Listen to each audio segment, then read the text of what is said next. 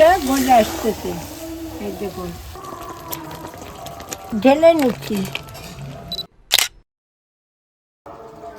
অনেক দিদি ভাইরা আমারে কমিক করেছে, ও ঠাকুমা একটু কাঁচা আমের আচার করে দেখান না, টক ঝাল মিষ্টি। তো এই আমের আজকে টক ঝাল মিষ্টি আমি করব।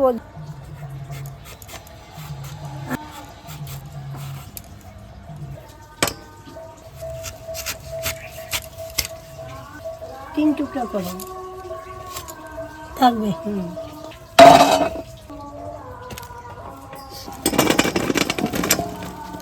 এই আমগুলোর মধ্যে এখন হলুদ মেখে নেব। একটুকু জল নাই, তাই না? না, জল থাকলে অসুবিধা।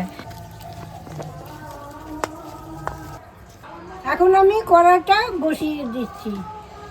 এই 4টে লঙ্কা দিচ্ছি, আগে একটু ভেজে নেই, তারপর মশলাটা দেব।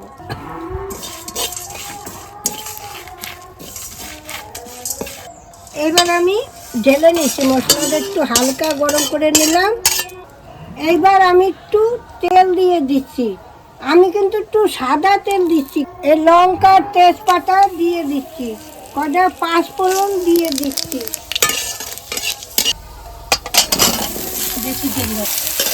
এইবার আমি একটু জল টানাইয়ে নেব, বুঝলেন, তারপরে আমি গুড় দেব। এইবার আমি পরিমাণ মতন 1 কিলো গুড় দেব। আমি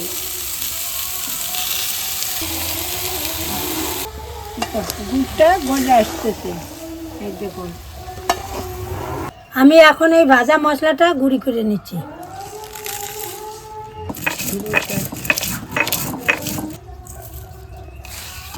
দেখুন আমগুলো কি সুন্দর টকবক টকবক করে ফুটতেছে। এই দেখুন আমগুলো কিন্তু গোটা আছে।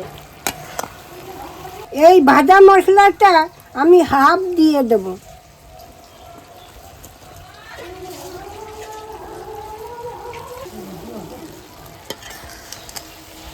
হয়ে আসছে, এই দেখুন। এখন আমি একটু নুন দেব, পরিমাণ মতো নুন দিয়ে দিচ্ছি। একটু স্বাদ আসার জন্য বিট নুন দিয়ে দিচ্ছি। এবার হাফ মশলা রেখেছিলাম, ওইটা আমি দিয়ে দিচ্ছি। দেখুন এখন মশলা দেওয়ার পর কালারটা কি সুন্দর আসছে, দেখুন। এই দেখুন হয়ে গেছে। আমি একটু হালকা ঝোল রাখবো, এই ঝোলও টেনে যাবে। একটু ভিনিগার দিয়ে দিচ্ছি, এই ভিনিগারটা দিলে অনেক দিন রেখে খেতে পারবেন। এইবার আমি ঢেলে নিচ্ছি। দেখুন কি সুন্দর একটা কালার আসছে। এই আচার আপনারা বানিয়ে রাখবেন, দুপুরবেলা ভাত খাওয়ার সময় 2-1 পিস করে দেবেন, দেখবেন খুব ভালো খাবে। তাহলে আজকে আসি, আবার কাল দেখা হবে। টাটা।